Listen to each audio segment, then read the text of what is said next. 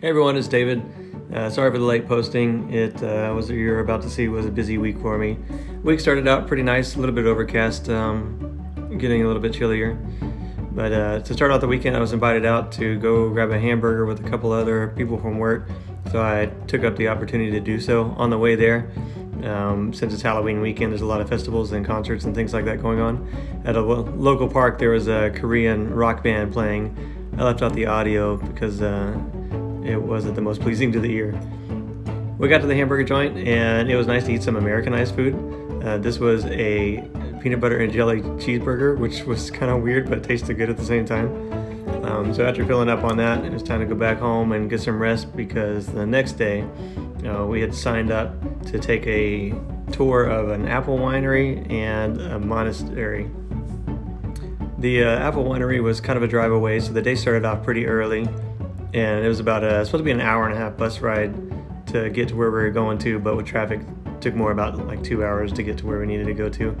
But it was a fun bus ride. The scenery was pretty nice. This is one of the major ports in South Korea where goods are imported into.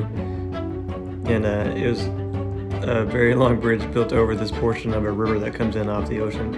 It was pretty neat to see. There was a bunch of barges and boats and things like that down by the water. Kind of hard to grasp because I was sitting not next to the window, so I had to hold my phone over people. But we finally got to the winery, and because there's such a limited amount of space, the winery was really cool, but very small, but still neat at the same time. This was inside the shop of the winery, and they had a bunch of different products that they make for sale, but the first thing they wanted us to do was go inside of this room and we were going to make an apple pie out of the apples that they grow there. And so that's exactly what we did. So I made my apple pie and it turned out pretty good. I had a race with the person next to me and I thought I had won until she revealed that I didn't win because I forgot a step. After that, we got to make some apple jam. And the apple jam we got to keep and put in a jar and take home, so I still got that. We got to sample a little bit of it, and it was really, really good. But I have it in the fridge right now, and I don't know what I'm going to put it on just yet, but I'm afraid once I open it, I'll eat the whole jar at one time, so I'm being sparing with it. We took a tour of the rest of the winery, and on the winery they have a distillery room also, and so they brew wine, or produce wine, I guess you could say, and they also distill a couple of different spirits made from the apples that they have on their grounds. They put all the wine in oak barrels and they age it for quite a long time. Some of the details are kind of sketchy because translations and accents are kind of hard for me to grasp so far, but from what I understand, it's quite the process. This is all the things they make at the winery, and we got to sample quite a few different things. They have a blueberry apple wine, which was my favorite. And after that, we got to walk the grounds just a little bit and see all the different apple trees they have. The apples they have there are actually pretty massive and pretty tasty too. After that, it was back to the bus so we could make our way over to the temple. And on the way there, we got to stop and get some roadside food, which was really good. And it was back on the bus again. And once we actually got to the town where the temple was in, everything around the temple is pretty nice and populated, but it's definitely a tourist area, so they have a lot of shops and things like that cater to the tourist. But once you get about a quarter mile up the road, that's whenever you start getting into the actual landscape where the temple is located at, and the scenery starts getting a whole lot nicer. As you can see, the trees are starting to change colors, but they're not quite there yet. So this was an actual temple and active monastery, so we had to be very respectful for everything that we were doing. And so I took limited photos and limited photography. I didn't take any pictures of the active monks there just because I didn't want to be disrespectful. But I did get a lot of pictures of the actual monastery itself. So they have 4 different entry gates that you had to walk through in order to get to even the main temple. And it is all uphill and all on the side of a mountain, and so it was an exhausting climb, but it was well worth it because there was a bunch of neat artistry and craftsmanship on the way up.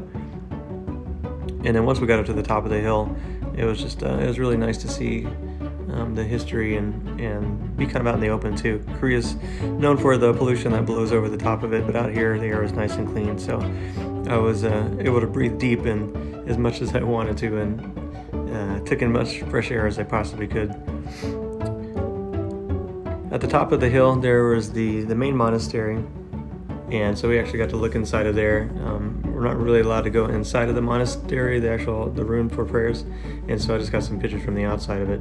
But the view from the top of the hill was just spectacular, very nice. You can see for miles and miles and miles, and like I said, some of the leaves are changing, not quite yet, so the foliage is really nice and pretty to look at.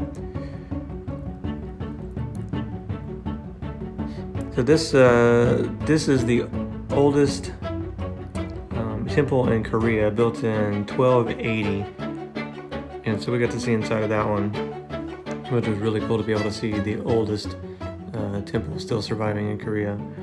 It was a really neat sight. And again, the top of the hill views were just spectacular. And just around the compound, I guess you could say, there's all kinds of neat things to look at and neat things to do. It was heavily populated with tourists at that point in time, because this time of year everybody wants to go there because the leaves are changing colors and it's a little bit cooler weather outside. But it was a good trip overall. I really enjoyed it and had a great time. On the way out, there was a market that sells honeybees inside of a bag, so I took a picture of that. And also the convenience stores, they have a couple different shelves. The top shelf has warm drinks, and then the bottom shelves have cooler drinks, so I thought that was really neat. So after that, we took a trip back on the bus, and it was about 2 hours again with the traffic back to where we were going to. So long bus ride, but well worth it to get to see everything that we saw that day. Again, we're passing over the long waterway, which is it's really neat to see. Once we got back, everybody's hungry, so we decided we'd go out and try to find some food. So we went to the town and found a real pretty restaurant. It was all lit up in the night, and decided to eat there, which is really good food. I had it for leftovers from the next day because there was just so much food that they give you.